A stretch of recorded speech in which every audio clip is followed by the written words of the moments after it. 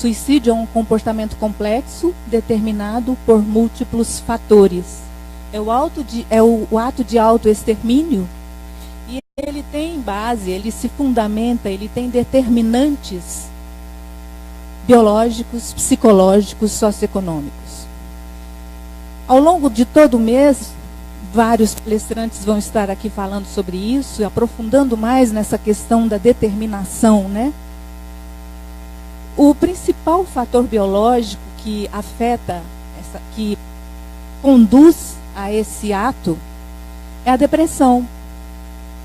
E a depressão, todos nós, ou já passamos, ou temos pessoas em nossa família que estão passando por ela, ou que têm propensão a passar por ela.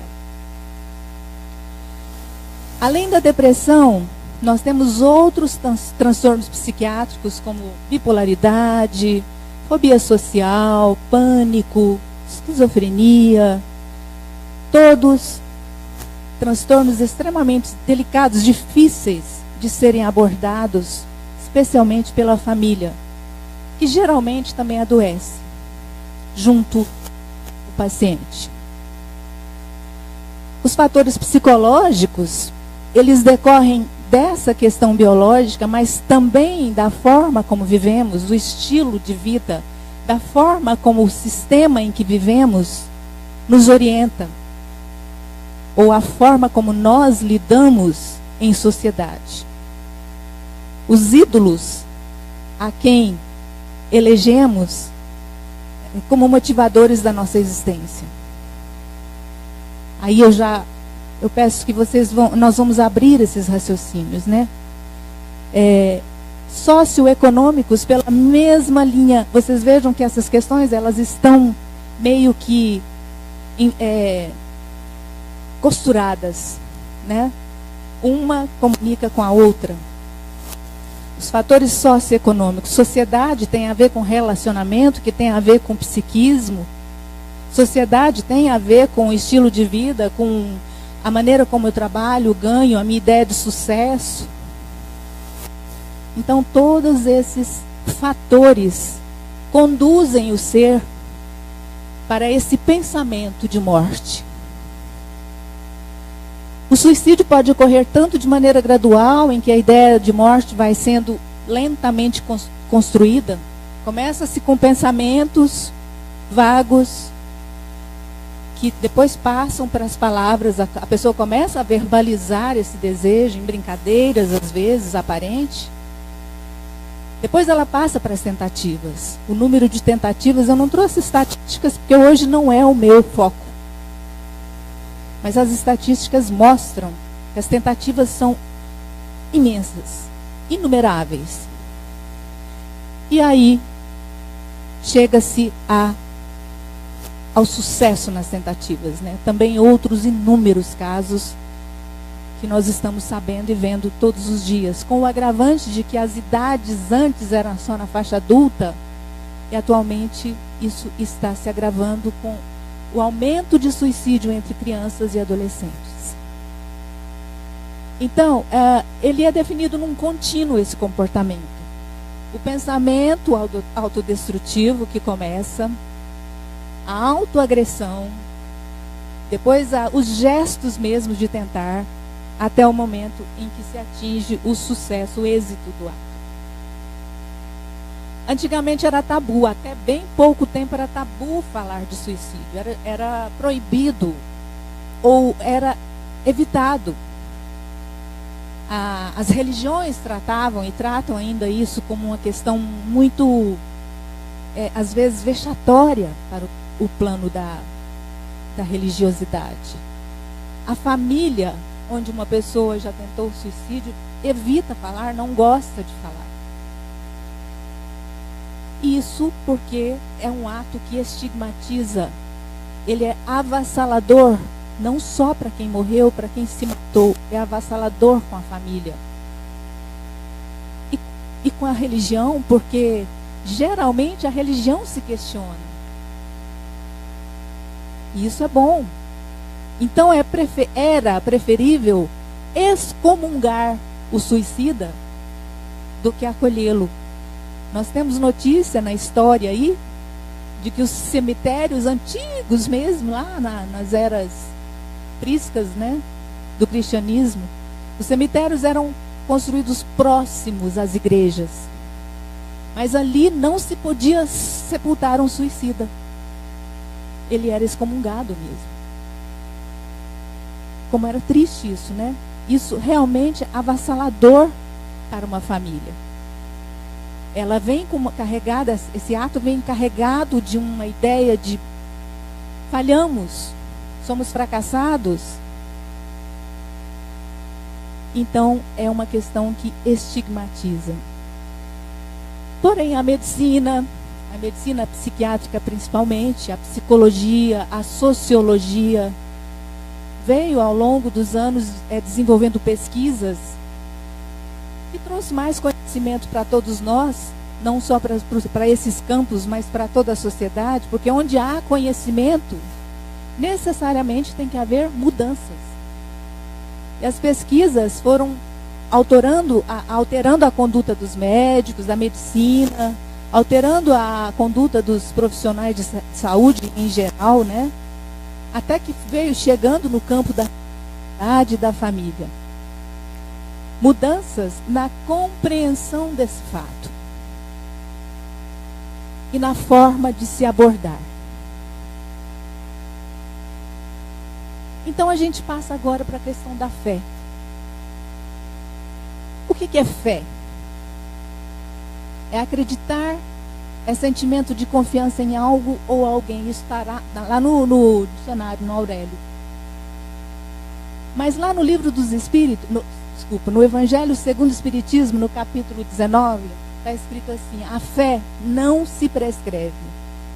Ela é adquirida com fundamento na inteligência, no raciocínio lógico diante dos fatos e circunstâncias, e conduz à certeza pelo esclarecimento e pela compreensão. Eu tenho fé em algo. Eu acredito em algo. Não porque me disseram que é para eu acreditar. Não porque está escrito em algum livro religioso e eu preciso ler e dizer eu creio. Eu só vou ter vivência de fé se eu ouço, leio algo, tenho acesso a algum tipo de princípio ou ideia e testo isso na minha vida. E realmente coloco em prática isso. E a partir disso, eu modifico a minha atitude no meio em que eu vivo. Aí sim eu posso dizer que eu tenho fé. Veja que no budismo é a mesma coisa. Fé é a atitude interna de confiar a partir da prática e da experiência dela resultante. Eu tenho uma prática, dessa prática resultam uma experiência, um efeito em mim e no meio, aí sim eu acredito. Isso é fé.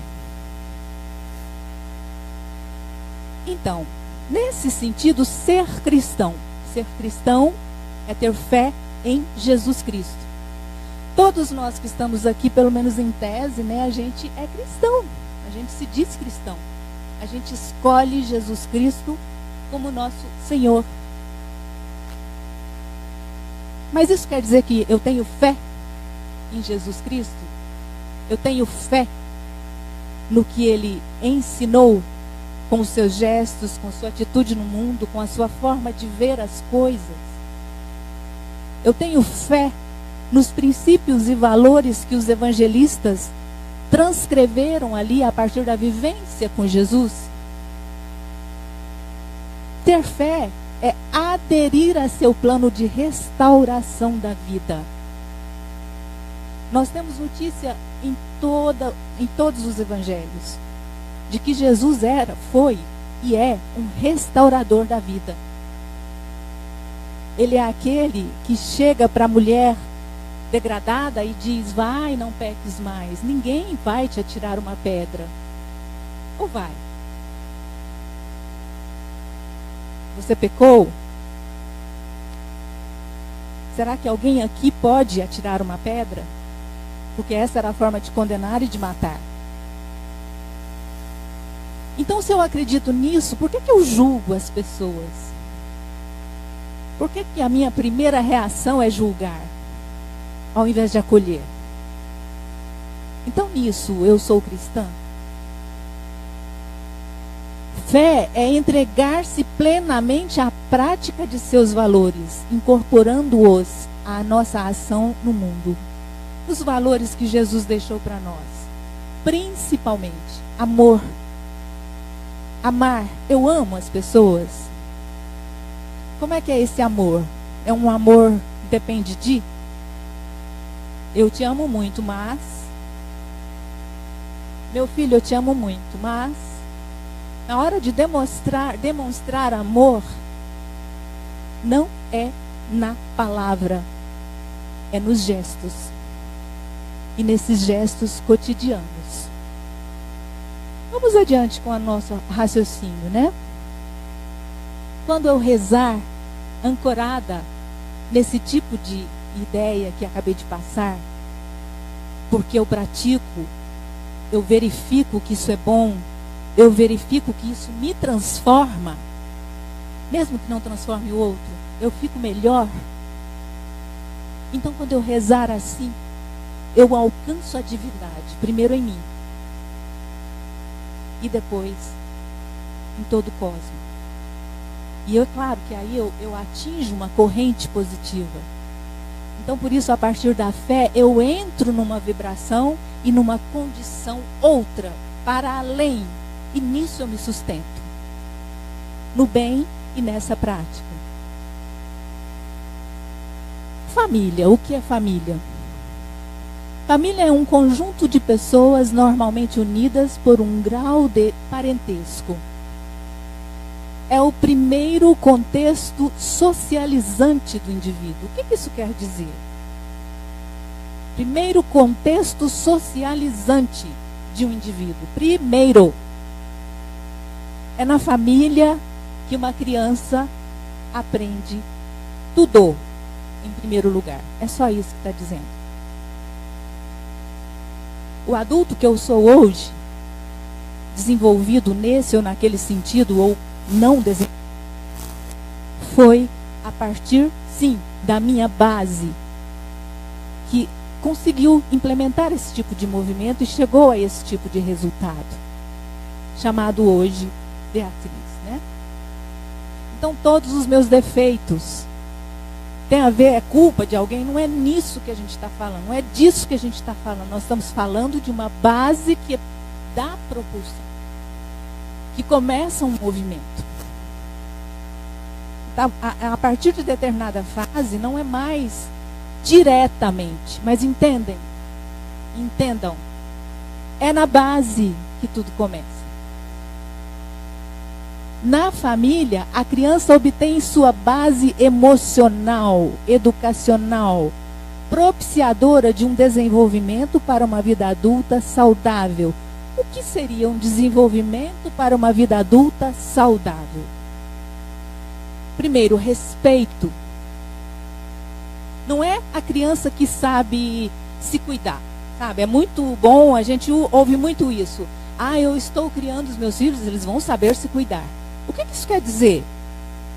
É tirar vantagem? É chegar nos lugares, nos melhores lugares da fila? É passar as pessoas para trás? É exigir? Não. Nesse tipo de exemplo, nessas palavras que eu estou dizendo, já dá para a gente ver uma série de enviesamentos na educação.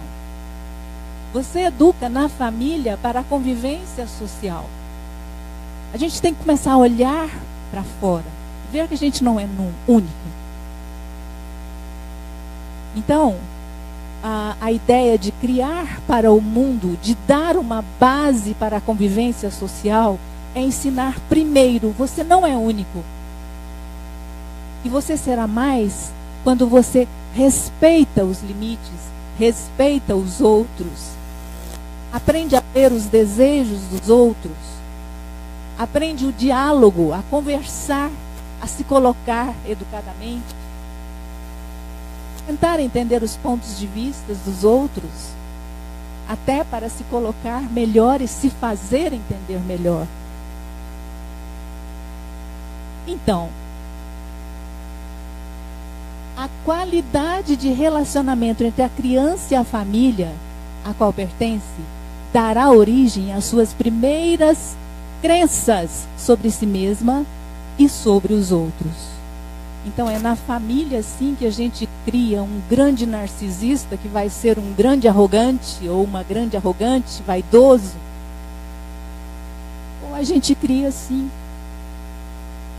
por outro lado, o outro extremo, pessoas extremamente tímidas, medrosas, inseguras, tristes, sem iniciativa. São dois extremos, né? O caminho do meio é o mais importante. Essa é a arte de educar. É de reforçar e dar contorno. Você é o fulaninho, a fulaninha. Você é amado por isso, por isso, por isso, não só nas palavras, nos gestos. É no gesto de estar a cada dia com seu filho, com sua filha, que ele vai entender, primeiro, quem ele é. Depois, o que ele pode, quanto ele pode, ou esse quanto pode ser o quanto ou o quanto. Isso é delicado, isso é complicado. E ensinar isso exige atenção, dispêndio de energia física, dispêndio de energia psíquica, tempo, olhar. É no olhar que você aprende sobre o outro, não só sobre o seu filho. E você vai aprender sim. Você vai entender quando ele está triste, cansado, feliz, animado. Porque você tem com ele uma coisa chamada vínculo. O desenvolvimento psíquico saudável ou adoecido, em graus variados, relaciona-se com a forma como foram estabelecidos em família os vínculos iniciais. Vínculo é caminho de afeto. O vínculo que eu faço com o outro vai determinar o encaminhamento da minha relação com o outro, a qualidade. Os pais hoje não têm tempo para criar os filhos criando vínculos saudáveis. Eles vão criar vínculos de qualquer forma. Muitas vezes, a maioria das vezes, é um vínculo bem negativo. São vínculos de manipulação, de negociação, de tristeza, de irritação, de grito, de violência. E olha, não tem violência pior do que a indiferença. A ausência do olhar de um pai ou de uma mãe. E aí, para aqueles aqui que são psiquiatras ou mexem com esse tipo de coisa, vão entender. A falta do olhar de uma mãe. Quanto isso tem a ver com a psicose? Um olhar que traduz e diz: você é, você existe. E nós estamos na era, não mais, nós estamos passando da era da depressão para a era da psicose. Nós estamos evoluindo nisso, nós somos competentes. Então, ainda no que diz respeito à formação de caráter, é também na família que os treinos em habilidades sociais são oferecidos já em tenra idade. Treino para ser hábil a relacionar. Fala sério, gente. A gente tem visto aí o quê? O que nós temos visto nas nossas relações? Antigamente, bem antigamente, lá pelos idos dos anos 70, 80, a gente ia para uma sessão da tarde no cinema e era interessante, né, o comportamento das pessoas, das crianças. A gente conseguia ver o filme. Atualmente é uma coisa tão estranha. uma barulhada, uma gritaria, uma falta de educação, é barulho o tempo todo. Ah, mas isso é coisa de criança. Não, isso é coisa de criança mal educada. Educação é saber falar e calar na hora certa. Isso te habilita para ser até lá mais adiante um bom administrador de empresa. Educação é respeitar limite. Olha, eu não posso passar na frente na fila. Eu não posso gritar com a minha mãe. Eu não posso mandar o meu pai.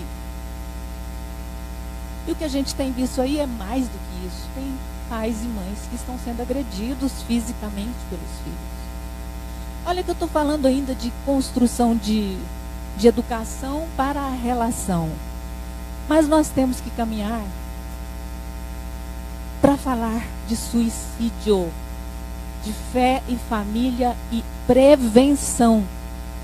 Tudo que eu falei até agora não tem nada a ver? Claro que tem. Ah, então, a maioria aqui já tem filhos só adultos, isso não vai valer nada para nós? Não. Nós somos eternos educandos. Nós somos eternos educadores. De nós mesmos primeiro. Nós estamos num educandário. Nós somos espíritos em educação. E em qualquer momento em que o meu ato é pacífico, ele pacifica. Em qualquer momento em que eu mudo a minha atitude de ser omissa, porque me dá trabalho demais discutir a relação, eu mudo as coisas. Desde que eu não queira impor a habilidade de ouvir, a habilidade de escutar, é conquista espiritual. E suicídio é sintoma social. Ele é sintoma do indivíduo, sim, mas ele é produzido socialmente, para além das questões biológicas que nós já falamos. Ele é produzido desde que o bebê nasce.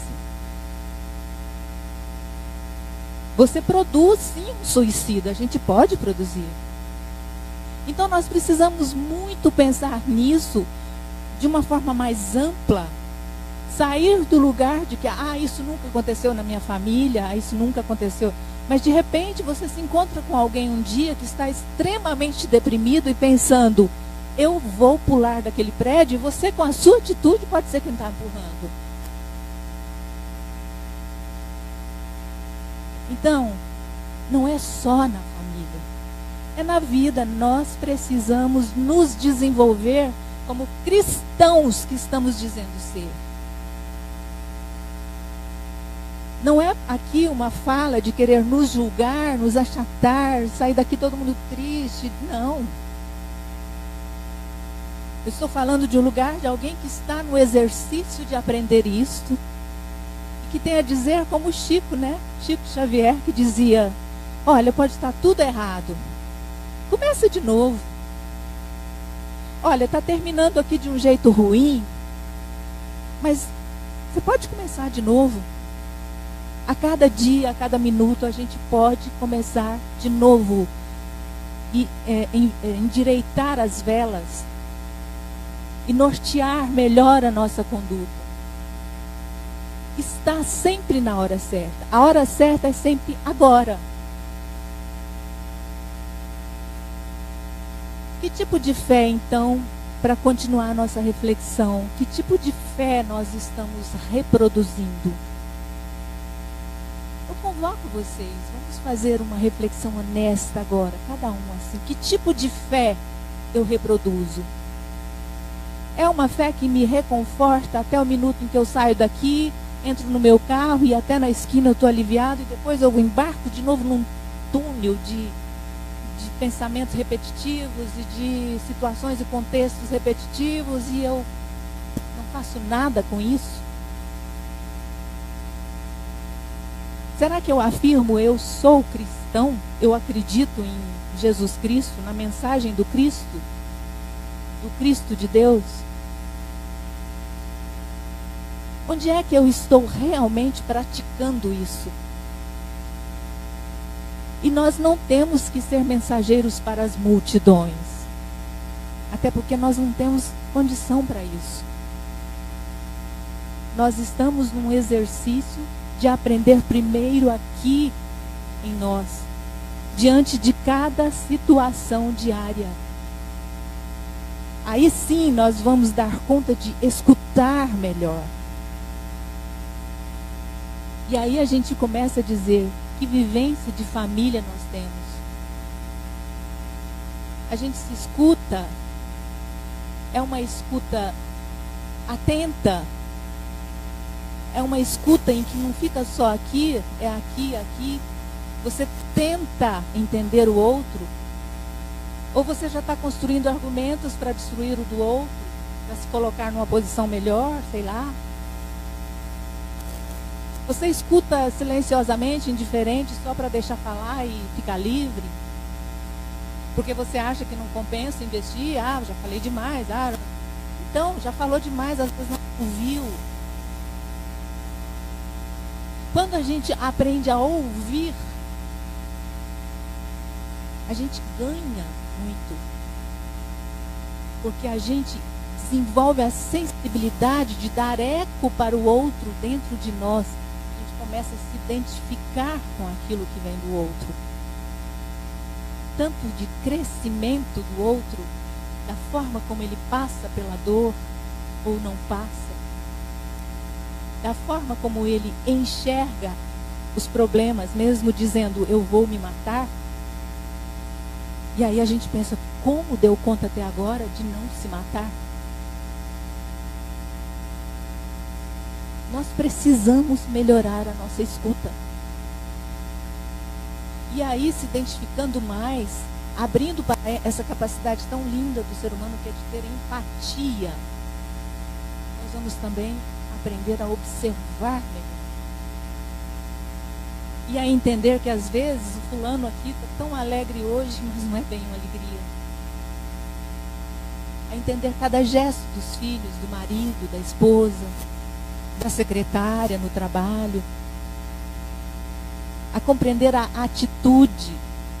Os gestos mínimos nos dão notícia do que está acontecendo com aquele ser.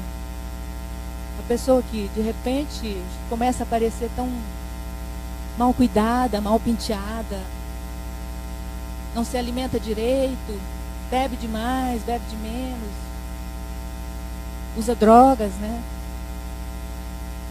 Bebe muito, de repente dá uma parada, isso é maravilhoso. Isso é um risco. Pode ser bom sim, mas pode ser um risco. Precisa da gente.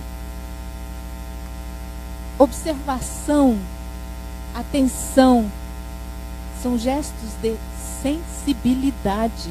E nós precisamos exercitar isso em família. Porque em família, a gente dando conta disso, nós seremos bons instrumentos em sociedade.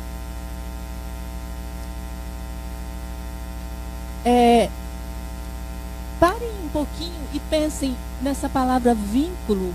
E que tipo de vínculo você tem, pelo menos com duas pessoas próximas? É um vínculo forte, resistente, rígido, legítimo, verdadeiro? Vínculo A.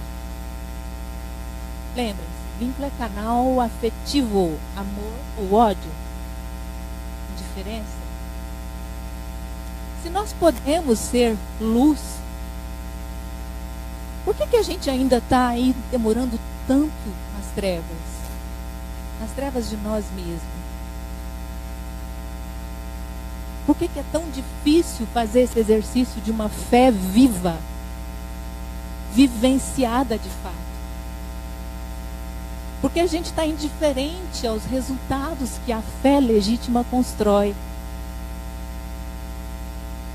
A gente está indiferente, a gente pratica a fé minimamente em gestos muito superficiais.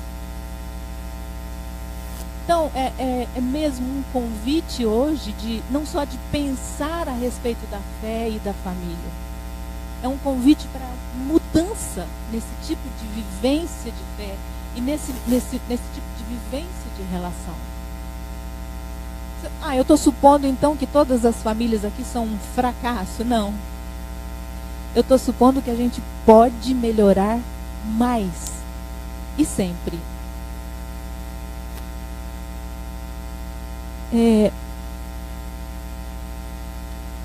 Quando a gente fala de ausência ou indisponibilidade dos pais, a gente está falando da ausência porque às vezes a pessoa precisa trabalhar, ela tem um estilo de vida e de trabalho que absorve mesmo o tempo, mas isso não a impede de ter vínculo saudável com a família. Com filhos, com esposa, com esposo, não impede. Desde que o foco do interesse seja equilibrado. O que a gente vê? A gente vê desequilíbrio. O caminho, né? As pessoas se casam, constituem família, e aí vem as ideias, os ídolos da antiga Bíblia, né? Do Velho Testamento. Ídolos de ouro. Os bezerros de ouro tomam lugar e todo o investimento energético, investimento de vida daquela pessoa passa a ser o quê? Manutenção material, manutenção de uma imagem de sucesso, manutenção de uma imagem falsa, sim, de felicidade plena. E nisso, a relação legítima e verdadeira fica para segundo, terceiro plano. Mas no segundo plano vão atuar outros instrumentos. Vão atuar as internets da vida, as televisões da vida, a rua, a escola. A escola tem que atuar? Sim. Em segundo plano e em aspectos muito positivos. Mas a escola não está dando conta disso. A escola hoje também é foco de troca de muita informação ruim. De uma convivência ruim. Então não adianta correr, pessoal. A família é o lugar. A família é o lugar onde as coisas devem começar a ser construídas. E mesmo que hoje você more sozinho, você, sua esposa, ou você, seu esposo, um filho, 2 adultos, é momento de rever isso sim, de pensar na qualidade dos vínculos que se tem. Isso é prevenção. Prevenção é fazer o certo o mais que você consiga desde o início. O quanto for possível desde o início. Aí nós podemos falar em prevenção. Hoje aqui, esse mês de setembro todo, estamos fazendo prevenção? Sim, estamos participando de um movimento, uma mobilização de instituições, CVV, medicina psiquiátrica, enfim. No intuito de socorrer, no intuito de emergência, porque as coisas estão muito, muito complicadas. Mas é lá na família que realmente as coisas vão se transformar. Pedro, o apóstolo Pedro, mesmo depois de preso, apesar de ter negado Jesus, ele depois que Jesus partiu, né, e deu notícia e deu sinal com a sua ressurreição, ele continuou sendo um dos apóstolos mais firmes. E mesmo preso, ele mandava suas epístolas para os cristãos de toda a região, de todo mundo naquela época. E a mensagem principal era: não temam as tribulações. Acreditem no amor. Nós, especialmente, ele continuava dizendo, cristãos, não estamos aqui para enfrentar o paraíso e a felicidade. Nós estamos aqui para enfrentar tribulações e dar testemunho de nossa fé. Então, é nessa construção, é nesse caminhar desde que se nasce, e é nessa reação em cadeia que nós vamos construindo pessoas de bem, pessoas bondosas, pessoas saudáveis. para a vida social. E saudáveis para a vida social começa sendo bom consigo mesmo, sabendo quem é, sabendo de onde veio, tendo propósitos aprendidos através de gestos dos antepassados. O diálogo, que deveria ser uma fonte de prazer na educação, tem cedido espaço para sermões intermináveis, em que a criança passa a temer a proximidade com os pais. Então, além da ausência, quando fica junto, é para corrigir, é para falar, você tem que estudar, é para falar, você tem que fazer aquilo ou isso, você não fez. Uma coisa aborrecida, maçante. Vínculo. A comunicação que deveria aproximar os filhos acontece de forma punitiva e autoritária. Então, se o diálogo é assim, toda a comunicação vai ser assim. E pessoas que aprendem só a punir, com a punição, elas vão também ser pessoas punitivas. E às vezes, nesse movimento psíquico, elas começam se punindo. E aí é onde vai chegar no suicídio. O suicídio tem a ver com isso, sim, com culpa. Eu não sou o filho que se esperava, eu não alcancei o sucesso que eu deveria. Eu não tenho tantos amigos quanto. Eu sou um nada, eu não existo, eu mereço. Não vê saídas, isso é uma construção, pessoal. A gente precisa aprender a construir canais de luz, canais positivos, de busca.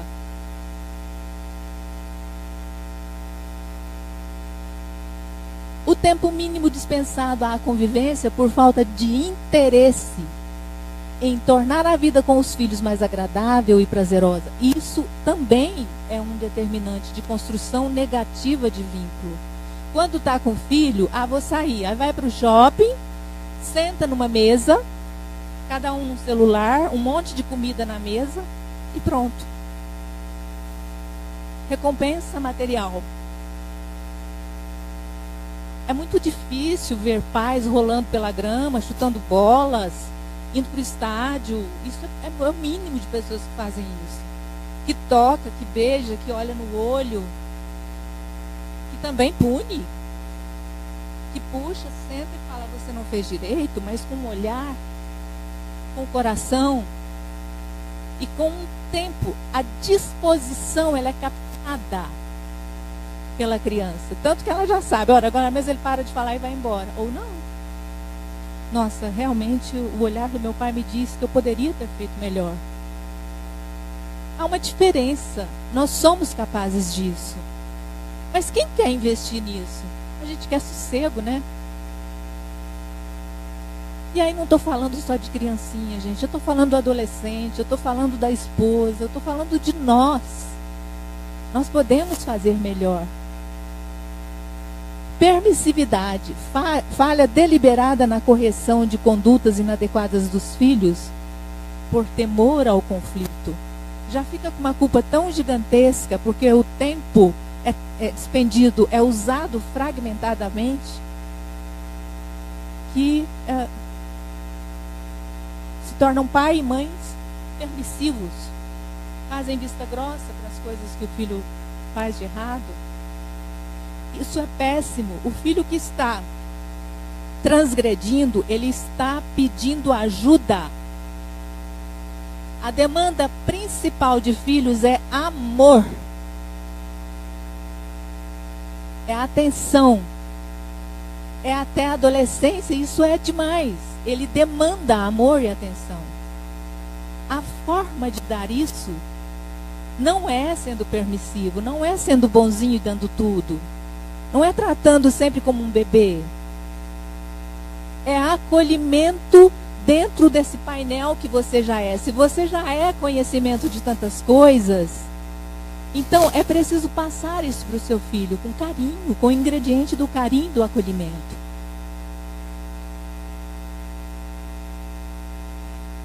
E nisso tudo, vem de junto com tudo isso, a questão dos valores. os valores que estamos passando para os nossos filhos. O que isso traduz o que é a vida, né? O que é a vida? A vida é o que? É sucesso material? Em tudo isso vem de roldão, vem junto com isso a construção de crenças e de valores. Então o filho e a filha que tem o olhar, que tem o afeto, o carinho, a correção, ele vai saber quem ele é, ele vai aprender a fazer escolhas e ele vai ter um norte positivo, sabendo que a vida não é fácil, mas ela pode ser linda, especialmente quando a gente dá conta de vencer os conflitos, quando a gente se descobre novo a partir de uma dor. Isso se aprende em casa. Essa é bem a imagem, né, de uma educação distanciante. Olha o que Chico fala. Chico fala assim: a luta em família é questão fundamental da redenção do homem. Não está falando só de diminuir o número de suicídios, não. Chico está falando da questão existencial de cada um de nós. A família é básica na determinação da nossa redenção, da nossa evolução, do sucesso maior ou menor que tenhamos em cada encarnação. Como ser benfeitor de 100 ou 1000 pessoas se não aprendemos a servir a 5 ou 10? Esta é indagação lógica que se estende a todo discípulo do cristianismo. Isso é o Chico falando para a gente, né? Discípulo de Jesus é cristão? Então pegue a charrua e trabalhe. E a lavoura é essa, a família. Se está tudo certo com a sua família, onde um membro da sua família estiver, as coisas vão andar direito. Porque vai chegar nele, o mal para. Olha o que o Livro dos Espíritos diz, né, numa pergunta. Perguntou-se o que é a felicidade para os espíritos bons e superiores. Aí eles responderam: a felicidade para os bons espíritos é a convivência amorosa entre irmãos. O suicídio pode ser evitado quando os familiares da pessoa em estado de risco conseguem identificar seus sinais a tempo de acolher e conduzir para tratamento. E como é que a gente consegue isso? Se a gente ama. Se a gente ama, não precisa que eu fique aqui abrindo, explicando de novo, falando de novo o que é amar.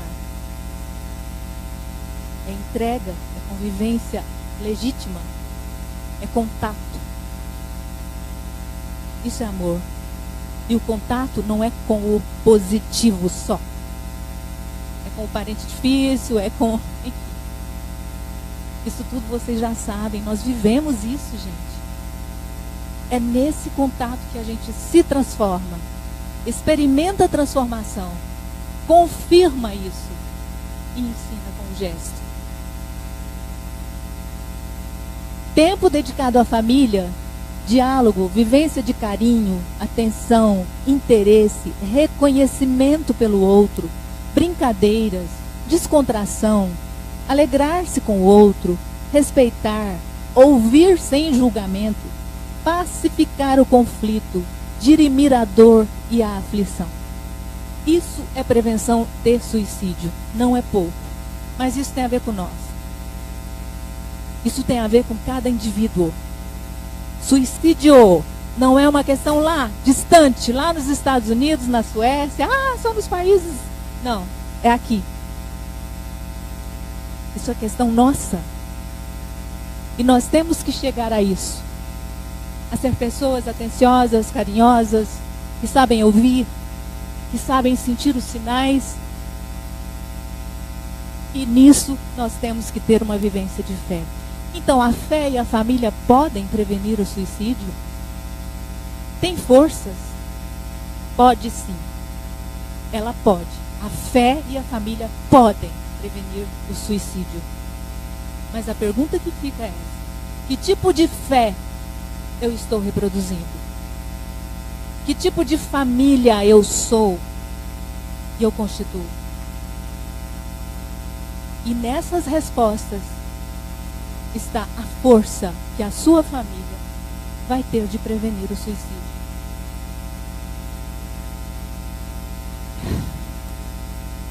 Lá em Romanos, no capítulo 8, 28, tem essa fala: Deus conhece seus filhos, cuida deles e trabalha no tempo e nas circunstâncias da vida, para fazer valer a verdade de que todas as coisas concorrem para o bem daqueles que o amam.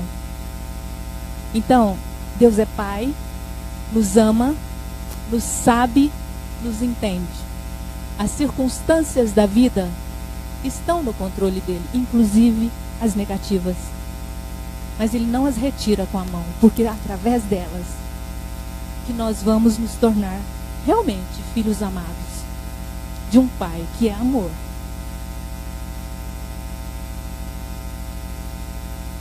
E em Efésios, é a última fala, Efésios 3, 17 a 19. Examine e avalie. Olha, lá naquele tempo, Paulo escrevia aos Efésios. Examine e avalie se teu interesse pelas verdades de Deus, por obedecê-lo, amá-lo, conhecê-lo e glorificá-lo, tem aumentado. Se não é sinal de que precisas de correção, pois Deus não nos chamou para uma limitada e pobre comunhão, mas para que Cristo habite pela fé nos vossos corações, a fim de que, estando arraigados e fundados em amor, possais compreender com todos os santos qual seja a largura e o comprimento, a altura e a profundidade de conhecer o amor de Cristo, que excede a todo entendimento, para que sejais cheios até a inteira plenitude de Deus. E essa frase linda de Teresa de Calcutá: às vezes pensamos que a pobreza é somente fome, nudez, desabrigo. A pobreza de não ser amado, não ser desejado e não ser cuidado é a maior pobreza. É preciso começar em nossos lares o remédio para esse tipo de pobreza. Então a gente já está um tanto adiantado. Nós vamos então fechar os olhos, buscar uma atitude interna de mais serenidade, compreender que estas palavras ditas aqui, às vezes no calor de uma emoção de quem quer tratar bem um tema tão delicado, é fé, é a fé de alguém que acredita no que fala. Eu realmente acredito que isso é possível. Eu especialmente acredito que nós podemos sim mudar tudo isso. Nós somos instrumentos disso. Vamos fechar os olhos e buscar, então, na contagem de 3, nos sentir fora do nosso corpo, bem leves, bem soltos. Vamos entrar em contato com o nosso coração, com o nosso espírito. 1, 2, 3. Vamos andando na direção deste lugar, retirando nossos sapatos, vestindo túnicas brancas bem leves que balançam ao vento, pisando na areia, sentindo o sol tocar o nosso corpo. Vamos então caminhar para dentro dessa cachoeira,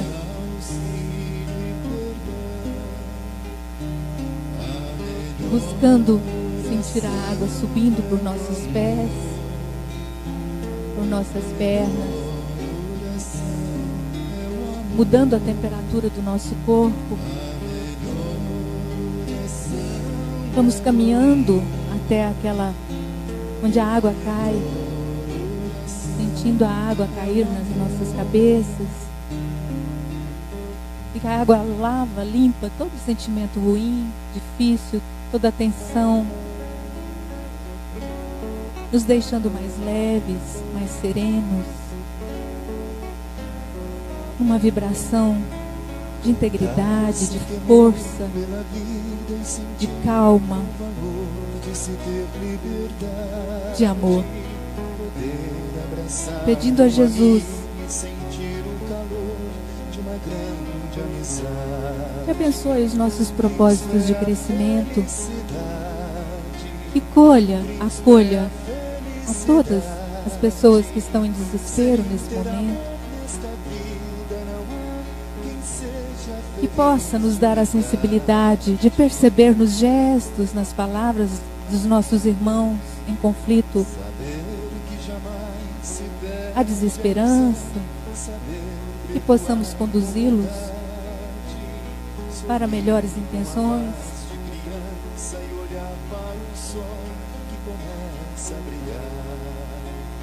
Vamos ficar assim em silêncio até o final do passo.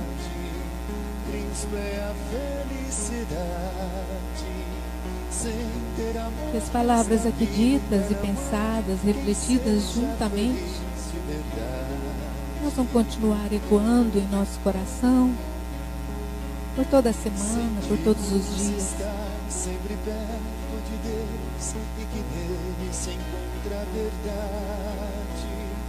Andar sem temor pela vida e sentir o valor de uma grande amizade. Cristo é a felicidade. Cristo é a felicidade. Sem ter amor nesta vida não há quem seja feliz de verdade. Saber que jamais se perde a ilusão, saber perdoar com bondade, sorrir com a paz de criança e olhar para o sol que começa a brilhar. Cristo é a felicidade. Cristo é a felicidade. Sem ter amor nesta vida não há quem seja feliz de verdade.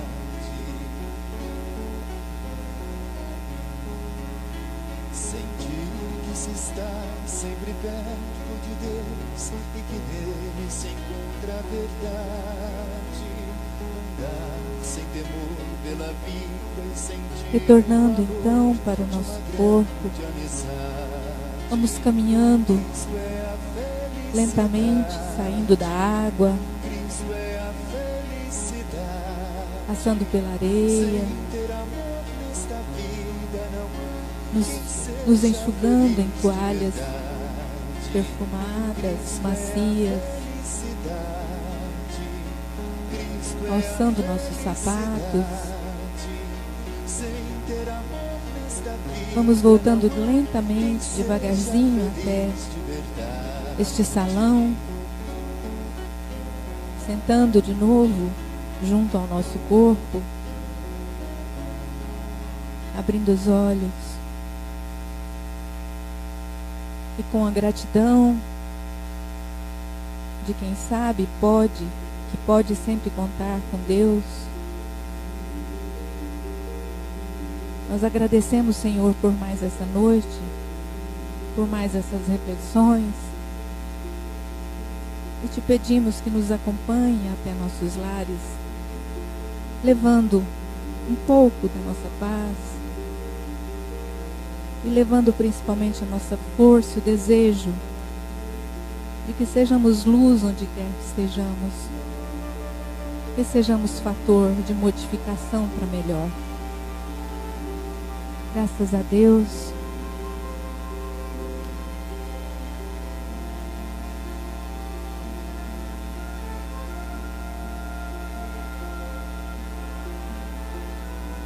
Aguardando só o término do passe em alguns irmãos.